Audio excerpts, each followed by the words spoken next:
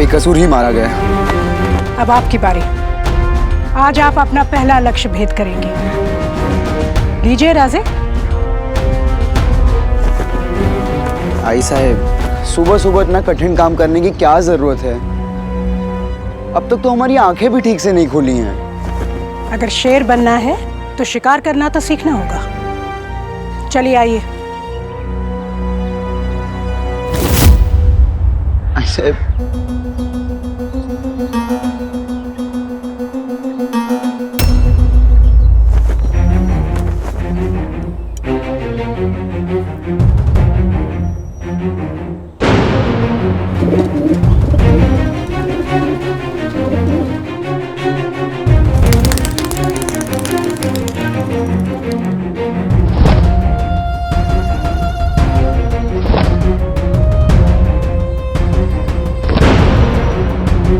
आई साहब, ये रोशनी आंखों में चुभ रही है।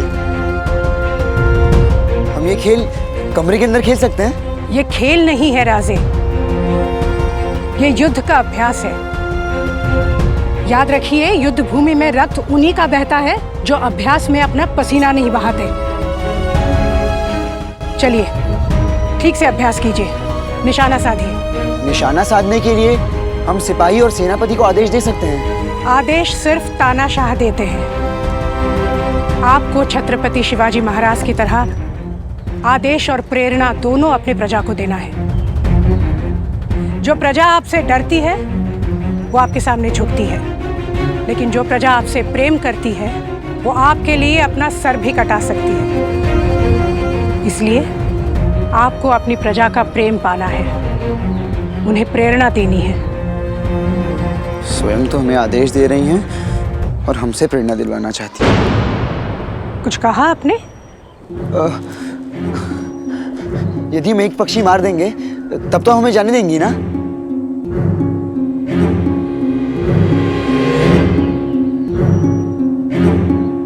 चलिए।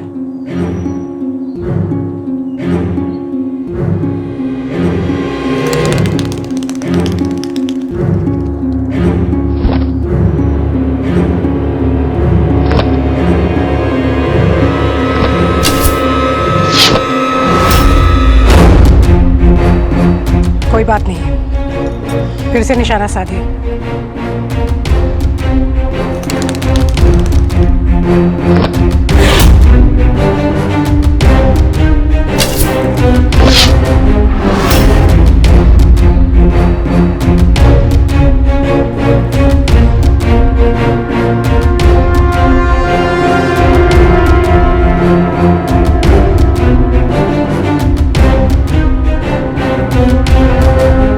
सही है राजे।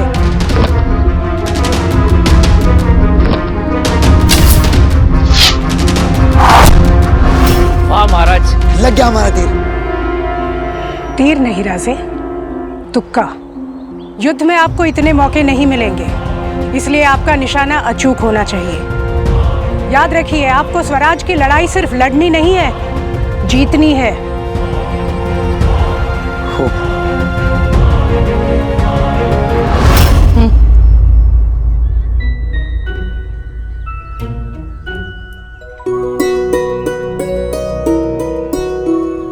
मैंने तुझे बहुत सताया ना ही? बहुत क्रोध में है ना? नाही रे बाळा, सांग ना आई।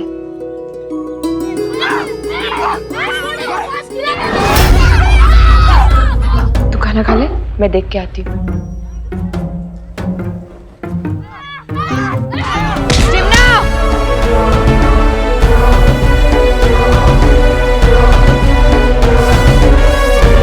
इसे इसके अपराध का दंड मिल गया है,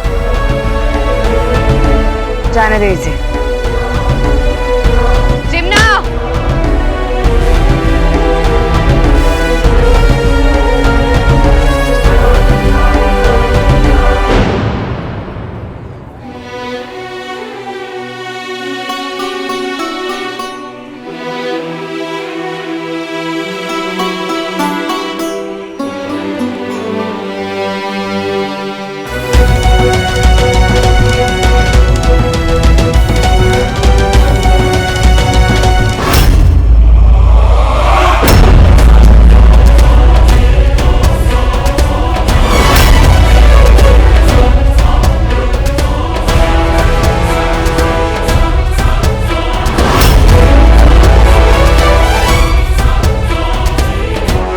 जिस माँ का सीना पहले से छलनी हो वो भालों से क्या डरेगी। हटो सामने से, मुझे नासिर से बात करनी है। तुम्हें जनाब निजाम कमरुद्दीन खान के साहिबजादे से क्या काम हो सकता है? फरियाद करने आई हो या वार? ना मैं युद्ध करने आई हूँ ना याचना, दंड देने आई हूँ। वाजिबल्लाह भट्ट की माँ हूँ और जिस निरंकुश राजपुत्र ने मेरे बेटे के प्राण लेने का प्रयास किया उसे मेरे सामने बुलाओ अभी के अभी। प्रयास किया है? कहीं वो कमबख्त बाजी जिंदा तो नहीं बच गया? अगर यहाँ से गिरकर ना मरा तो नीचे और भी दर्दनाक मौत इंतजार कर रही है। ये मरुभूमि है, यहाँ बहुत ही जहरीले घोरपड़ रहते हैं। यहाँ से ये जिंदा बचकर नहीं निकल पाएगा। चली जाओ यहाँ से, तुम यहाँ किसी से नहीं मिल सकती। मैंने तो सुना था मुगल वीर होते हैं। जो साम्राज्य एक निशस्त्र नारी से डर जाए वो साम्राज्य वीरों का नहीं नपुंसकों का होता है। आने दो उन्हें।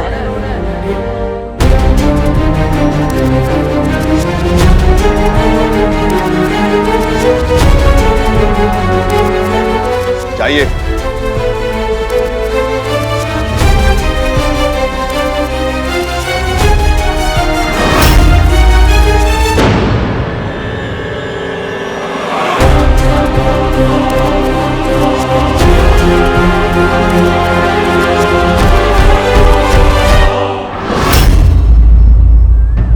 बोलिए, क्या लेने आई हैं आप? कुछ लेने नहीं, कुछ देने आई हूँ। पहला, एक सुखद समाचार, मेरा बेटा जीवित है और सकुशल है।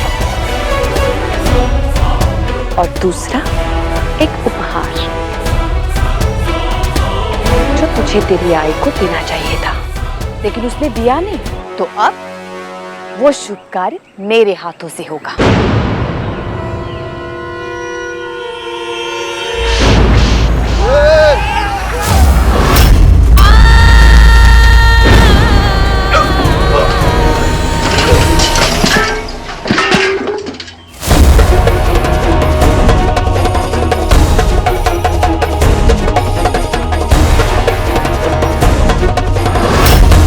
बालक समझकर तुझे भी क्षमा कर रही हूं नासिर, ताकि तू बड़ा होकर सुधर जाए।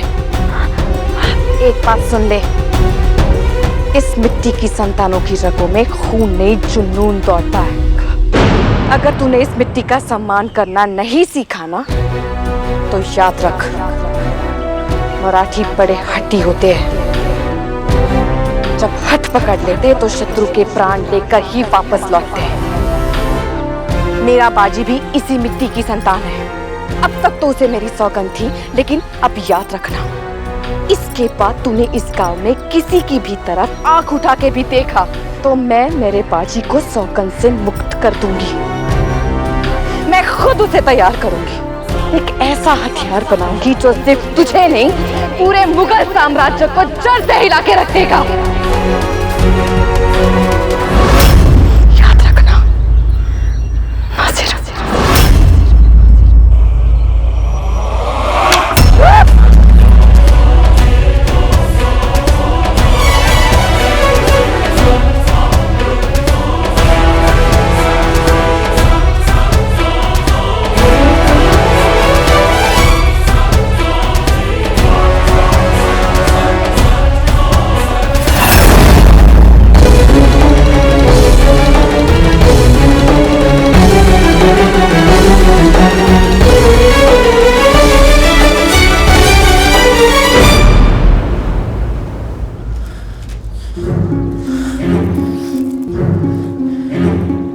बिना अपराध किसी की हत्या करना सही कैसे हो सकता है आई साहब? आप सही कह रहे हैं राजे, पर उस पंछी ने एक अपराध तो किया। कैसा अपराध? निर्बल होने का। इस संसार में निर्बल होना सबसे बड़ा अपराध है, और जो संस्कृति ये अपराध करती है उसे मिटना होता है। राजे, युद्ध के आरंभ में दो पक्ष होते हैं, एक सही एक गलत। लेकिन जब युद्ध समाप्त होता है तो जिस पक्ष की जीत होती है सही वही कहलाता है। और युद्ध के आरंभ में सही और गलत का निर्णय कैसे होता है? और आपको कैसे पता कि हम सही और औरंगजेब गलत है? क्योंकि औरंगजेब छीनने के लिए युद्ध करता है और हम बचाने के लिए। वो युद्ध के लिए युद्ध करता है और हम शांति के लिए। अगर इस युद्ध में औरंगजेब की हार होती है तो सिर्फ उसकी सेना का रक्त बहेगा, लेकिन इस युद्ध में अगर हमारी हार हो जाती है तो हमारी सेना के साथ साथ हमारी निर्दोष प्रजा का भी रक्त बहेगा। बच्चे, बूढ़े, औरतें, किसान, किसी को छोड़ा नहीं जाएगा। इन सब की रक्षा के लिए आपको बलवान होना है राज।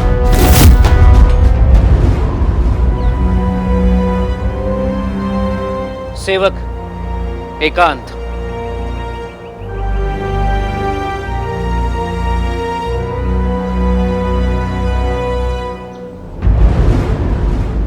रानी साहेब, आप मन छोटा मत कीजिए। आता राजे छोटे हैं, जब वो बड़े हो जाएंगे किसी को निराश नहीं करेंगे, ना अपनी माँ को ना अपनी मातृभूमि को। बस उन्हें थोड़ा सा समय दीजिए। बस समय ही तो नहीं है हमारे पास पंत प्रतिनिधि जी, पर इसमें राजे का दोष नहीं है। हम ही सियासी कामों में इतने उलझे रहे कि राजे को वक्त ही नहीं दे पाए। जिन हाथों को राजे को दुलार ना था, उन हाथों को तलवार चलाने से फुर्सत ही नहीं मिली। न दुलार सके न सुधार सके। पर अब हम अपनी गलती सुधारेंगे। राजे हमारी देखरेख में होंगे। हम तैयार करेंगे उन्हें। महाराज शिवाजी राजे के लिए इससे बढ़कर और क्या हो सकता है रानी साहब? पर रानी साहब, इस समय हम भैरवगढ़ के विषय में आपसे बात करने आए हैं। अभी तक हमें बालाजी भट्ट से कोई सूचना नहीं मिली। प्रतीक्षा कीजिए पंत प्रतिनिधि जी, और आशा भी। आशा किसकी? चमत्कार की। जनाब, मेरा घोड़ा अचानक बेकाबू हो गया था। मैंने उस पर नियंत्रण पाने का बहुत प्रयास किया, किंतु वो मुझे गिराकर भाग गया। मेरे सर पर बहुत गहरी चोट आई और मैं बेहोश हो गया। लेकिन जब मैंने आंखें खोली तो जनाब मेरे सामने जैसे साक्षात ईश्वर खड़े थे। तुम गाजी को विश्वास दिलाओगे कि गांव में एक चमत्कारी बाबा है, वो जो चाहे कर सकते हैं। उसे बाबा के चमत्कारों की ऐसी कहानियां सुनाओ कि वो स्वयं हमसे मिलने के लिए उत्सुक हो जाए। और जनाब, मेरी टांग टूट गई थी, बहुत दर्द हो रहा था मुझे तो लगा था कि जैसे पूरा जीवन मुझे एक ही टांग पर चलना होगा। लेकिन जनाब, उस चमत्कारी बाबा के स्पर्श मात्र से मैं बिल्कुल ठीक हो गया। मेरा दर्द एकदम गायब हो गया।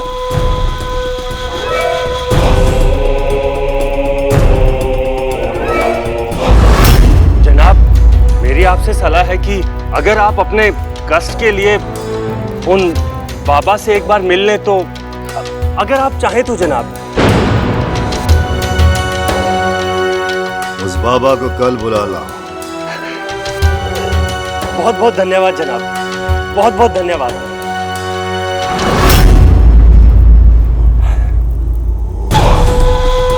अब्दुल्ला, इस दुनिया में चमत्कार नहीं होते, इत्तेफाक होते हैं। और सियासत में इत्तेफाक भी नहीं होते, सिर्फ साजिश होती है। हो सकता है ताराबाई की ये कोई नई साजिश हो। पता करो कि ये फकीर ताराबाई का कोई जासूस तो नहीं। पता करो। जी हुजूर।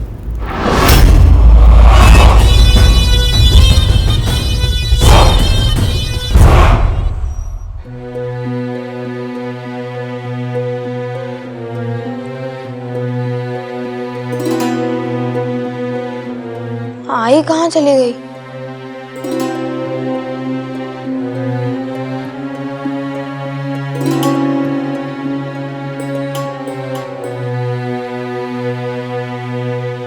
स्वामी जी, आज आपने मेरे लिए और बाजी के लिए जो किया है उसके लिए मैं आपके चरणों में मेरा मस्तक भी रख दूं तो भी कम है।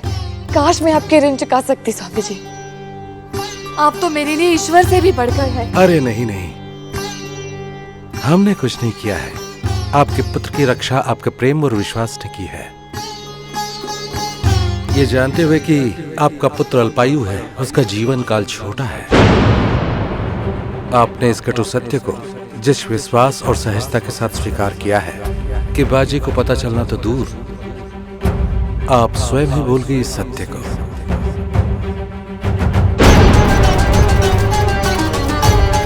ये आपके पुत्र प्रेम की पराकाष्ठा है।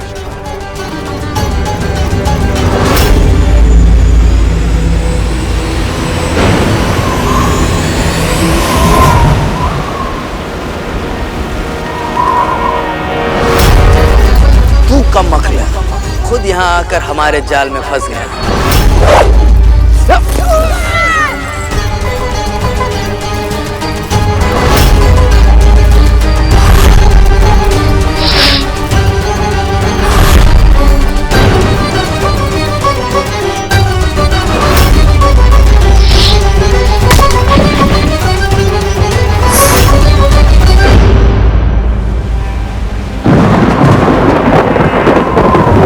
हम चलते हैं।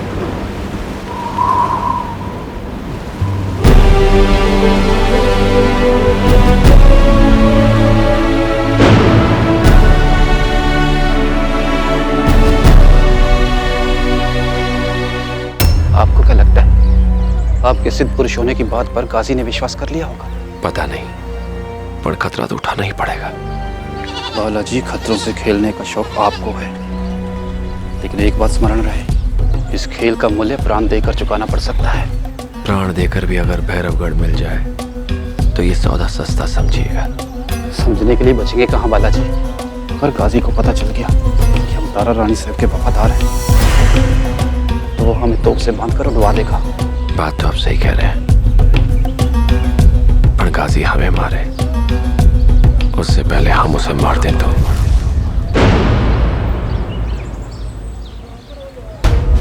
बालाजी, आप हमें पहले बता देते कि आपके इरादे ऐसे हैं तो हम आपके साथ कभी नहीं आते। इसीलिए तो नहीं बताया। हमें आपकी आवश्यकता है, वो बाबा ही क्या जिसका कोई चेला ना हो। अतः त्यारवा, गाजी से मिलते ही कुछ भी हो सकता है। गाजी की शक्ति है उसकी सेना, और हमें उसकी शक्ति को अपना बनाना है। खास गाजी का वध कर स्वयं को किलेदार घोषित करके उसकी सेना में विद्रोह भड़काना है, ताकि मंदार जैसे सैनिक हमारे साथ होकर मुगलों को मार के रहे। इतना सब कुछ सोच लिया तो ये भी सोच लिया होगा कि गाजी का वध कैसे करेंगे। बालाजी, गाजी का कुर्ता सिलने आए या उनके प्राण लेने? सुश्रुत संहिता के अनुसार यहाँ छोटा मस्तिष्क होता है, इसमें एक सुई घुसा दें तो मनुष्य का जीवन तुरंत समाप्त हो जाता है। अब मजाक कर रहे हैं ना? वो देखिए, इतनी सख्त निगरानी के बावजूद आप ये सुई अंदर कैसे लेके जाएंगे? आप लोग यहीं रुकिए। यही वो बाबा हैं जिनसे हुजूर मिलना चाहते हैं।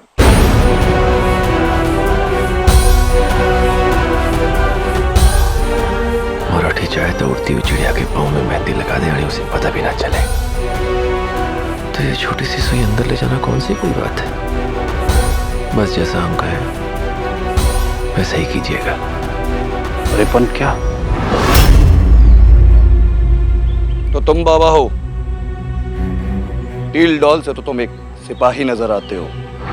बात बताते हैं कि वो कलम चलाते हैं या तलवार।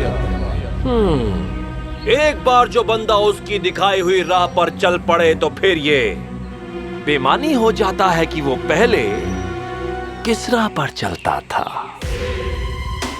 तलाशी लो इसकी। हाथ ऊपर करो।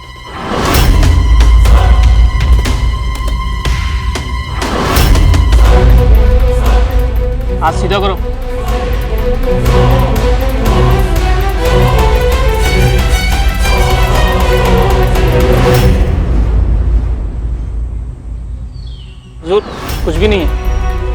तलाशी अब मैं खुद लूंगा।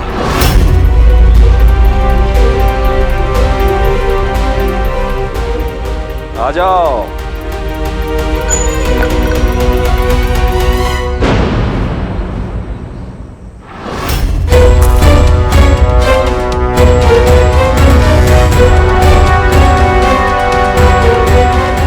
हाथ ऊपर करो।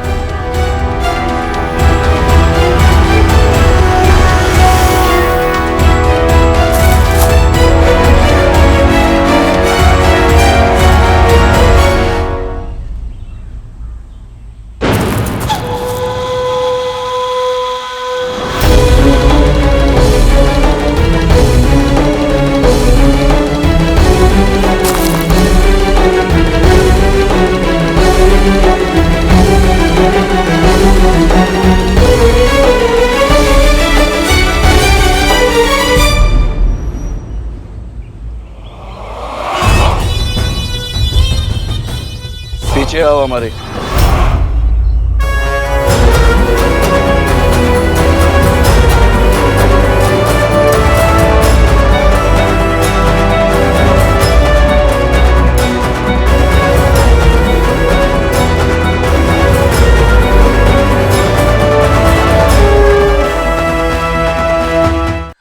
सत्य तू और नाम तेरा, बाकी सब कल्पना।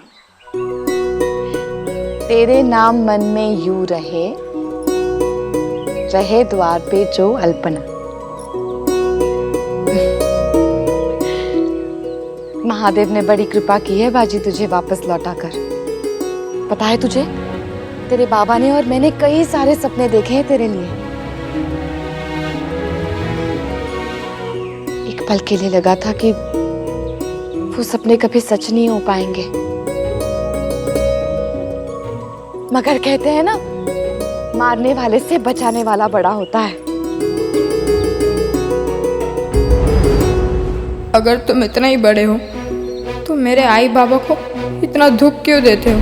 उन्होंने मेरे लंबी आयु के लिए इतने जप तप व्रत किए हैं और तुम मुझे उनसे इतनी जल्दी दूर कर रहे हो।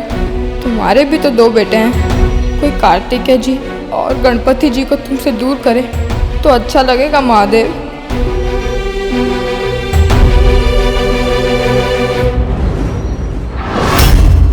बाजी, जरा रसोई से थोड़ी हल्दी और ले आ। हो आई।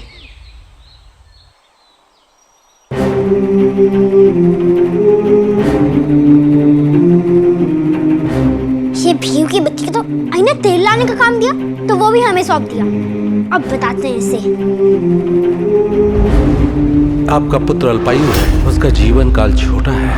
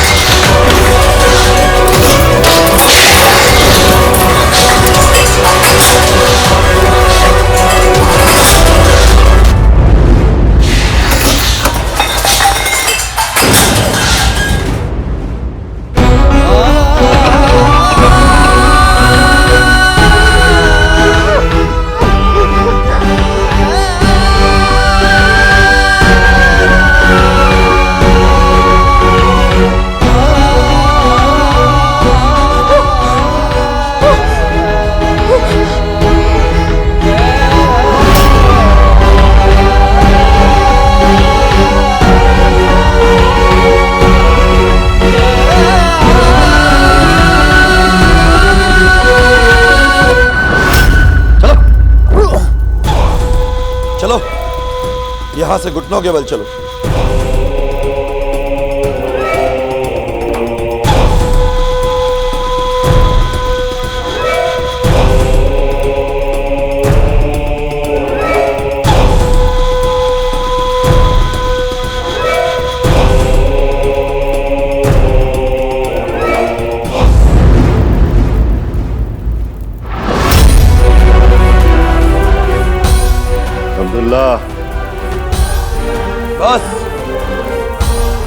बस बानगढ़ के किलेदार।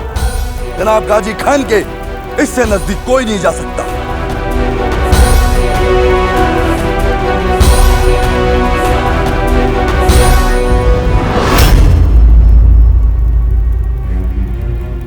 हम तो उसके बंदे हैं और इस बहादुर के सर दुआओं की दौलत लुटाने जा रहे हैं।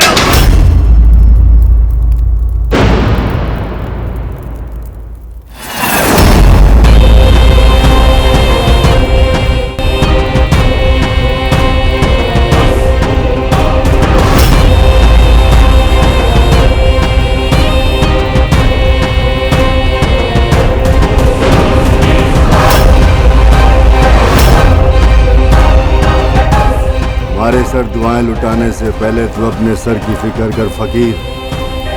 तूने करामात दिखाई, हमारे सिपाही को यकीन दिला दिया कि तू बड़ा पहुंचा हुआ फकीर है। इतना पहुंचा हुआ फकीर भैरवगढ़ कैसे आ पहुंचा? तू यहाँ क्या करने आया है फकीर? सच बताना, वरना अल्लाह के बंदे को अल्लाह के घर पहुंचाने में हमें देर नहीं लगेगी।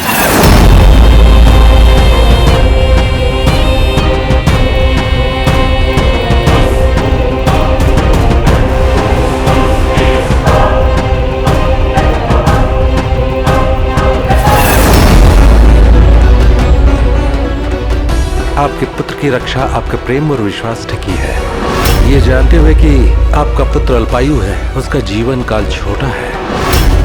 आपने इस कटु सत्य को जिस विश्वास और सहजता के साथ स्वीकार किया है कि बाजी को पता चलना तो दूर, आप स्वयं ही भूल गई इस सत्य को।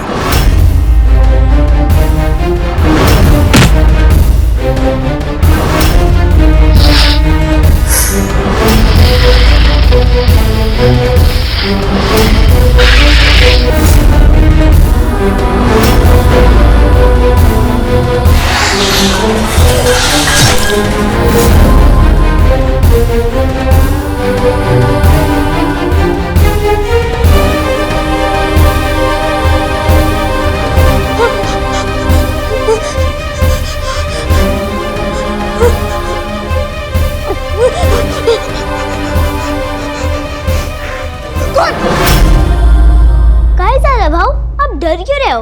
बड़ा वाला चूहा देख लिया क्या? आओ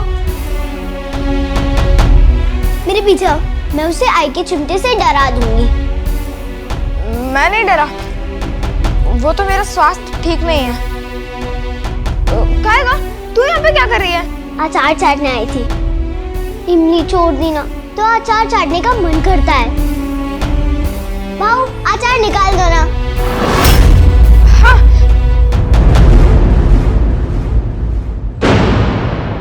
जाओ ना भाऊ, अचार निकालो ना। मैं क्यों निकालूं? कल को यदि मैं नहीं रहा तो तेरे लिए अचार कौन निकालेगा? चल स्वयं अचार निकाल। भाऊ मेरा हाथ वहां तक जाता ही नहीं, तब भी तो आपसे मांग रही हूँ। और यदि आप घर पर ना रहो तो आपकी वापस आने की प्रतीक्षा करूंगी।